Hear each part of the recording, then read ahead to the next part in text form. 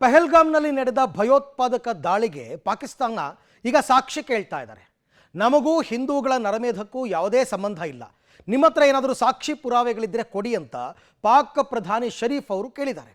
ಒಂದು ಕಡೆ ಇವರು ಸಾಕ್ಷಿ ಕೇಳ್ತಾ ಇದ್ದಾರೆ, ಮತ್ತೊಂದು ಕಡೆ ಗಡಿಯಲ್ಲಿ ಅವರು ಅಪ್ರಚೋದಿತ ಗುಂಡಿನ ದಾಳಿಯನ್ನು ಮುಂದುವರಿಸಿದ್ದಾರೆ. ಭಾರತ ಕೂಡ ಯಾವೆಲ್ಲ ರೀತಿಯಲ್ಲಿ ಪಾಕಿಸ್ತಾನವನ್ನು ಕಟ್ಟಾಕ್ತಾ ಇದೆ, ನೇರ ದಾಳಿ ಒಂದನ್ನು ಮಾಡಿಲ್ಲ. ಈ ನಡುವೆ ನಮ್ಮ ಭಾರತೀಯ ಸೇನೆಗೆ ರಣ ಬೇಟೆಗಾರನ ಆಗಮನ ಆಗಿದೆ. ಅವನು ಯಾರು, ಅವನ ತಾಕತ್ತೇನು, ಇದರಿಂದ ನಮ್ಮ ಶಕ್ತಿ ಹೇಗೆ ವೃದ್ಧಿಯಾಗುತ್ತೆ, ಇದೆಲ್ಲದಕ್ಕೆ ಸಂಬಂಧಪಟ್ಟಂತಹ ರಿಪೋರ್ಟ್ ನೋಡೋಣ ಬನ್ನಿ. ಹಿಂದೂಗಳ ನರಮೇಧಕ್ಕೂ ನಮಗೂ ಸಂಬಂಧ ಇಲ್ಲ, ಉಗ್ರ ದಾಳಿಗೆ ಮತ್ತೆ ಸಾಕ್ಷ್ಯ ಕೇಳಿದ ಪಾಕಿಸ್ತಾನ.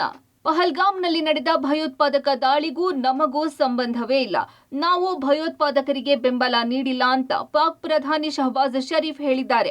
ಭಯೋತ್ಪಾದಕರಿಗೆ ಪಾಕ್ ಬೆಂಬಲ ನೀಡಿದ್ದಕ್ಕೆ ಸಾಕ್ಷ್ಯ ಇದೆಯಾ ಎಂದು ಕೇಳಿರುವ ಶರೀಫ್, ಪಹಲ್ಗಾಮ್ ದಾಳಿಗೆ ಭಾರತ ಯಾವುದೇ ಆಧಾರ ನೀಡಿಲ್ಲ, ದಾಳಿಯಲ್ಲಿ ಪಾಕ್ ಲಿಂಕ್ ಮಾಡುವ ಪ್ರಯತ್ನ ನಡೆದಿದೆ ಎಂದು ಆರೋಪಿಸಿದ್ದಾರೆ. ಈ ನಡುವೆ ಪಾಕ್ ಮೇಲೆ ಭಾರತೀಯ ಸೇನೆ ದಾಳಿ ನಡೆಸೋಕೆ ಯೋಚಿಸುತ್ತಿದೆ.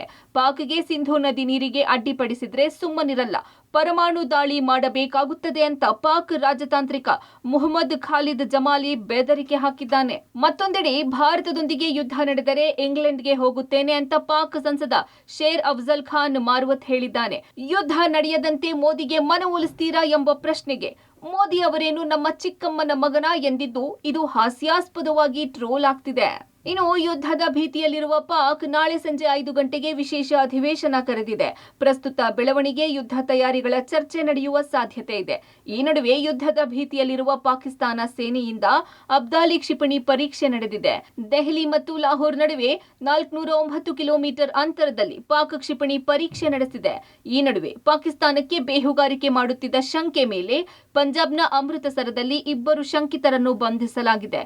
ಸೇನೆಯ ವಾಯುನೆಲೆಗಳ ಮಾಹಿತಿ, ಫೋಟೋಗಳನ್ನು ಪಾಕ್ಗೆ ರವಾನೆ ಮಾಡುತ್ತಿದ್ದರು ಎನ್ನಲಾಗಿದೆ. ಇನ್ನು ಗಡಿ ಸಮೀಪದ ಪ್ರದೇಶಗಳಲ್ಲಿ ಬೇಹುಗಾರಿಕೆ ನಡೆಸುತ್ತಿದ್ದ ಹಿನ್ನೆಲೆ ರಾಜಸ್ಥಾನದ ಶ್ರೀಗಂಗಾ ನಗರದಲ್ಲಿ ಪಾಕ್ ಸೈನಿಕನನ್ನ ಬಂಧಿಸಲಾಗಿದೆ.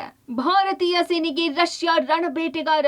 ಇಗ್ಲಾಯಸ್ ವಿಮಾನ ನಿಗ್ರಹ ಕ್ಷಿಪಣಿ ಬಲ ಪಾಕಿಸ್ತಾನಕ್ಕೆ ನಿರಂತರ ಎಚ್ಚರಿಕೆ ಬಳಿಕವೂ ತನ್ನ ನರಿ ಬುದ್ಧಿಯನ್ನು ತೋರಿಸುತ್ತಿದೆ.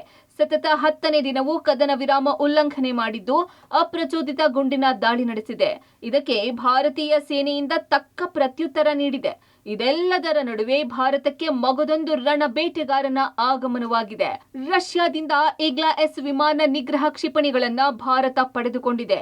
ಇದು ಕ್ರೂಸ್ ಕ್ಷಿಪಣಿಗಳು ಮತ್ತು ಡ್ರೋನ್ಗಳನ್ನ ಗುರುತಿಸಿ ಹೊಡೆದುರುಳಿಸಲಿದೆ. ಒಟ್ನಲ್ಲಿ ಪಹಲ್ಗಾಮ್ ದಾಳಿ ಬಳಿಕ 2 ದೇಶಗಳ ನಡುವೆ ಸಾಕಷ್ಟು ಬೆಳವಣಿಗೆ ನಡೆಯುತ್ತಿದ್ದು ಮುಂದೇನಾಗುತ್ತೆ ಕಾದು ನೋಡಬೇಕು. ಶಬ್ಬೀರ್ ನಿಡಗುಂದಿ, ಪಬ್ಲಿಕ್ ಟಿವಿ, ನವದೆಹಲಿ.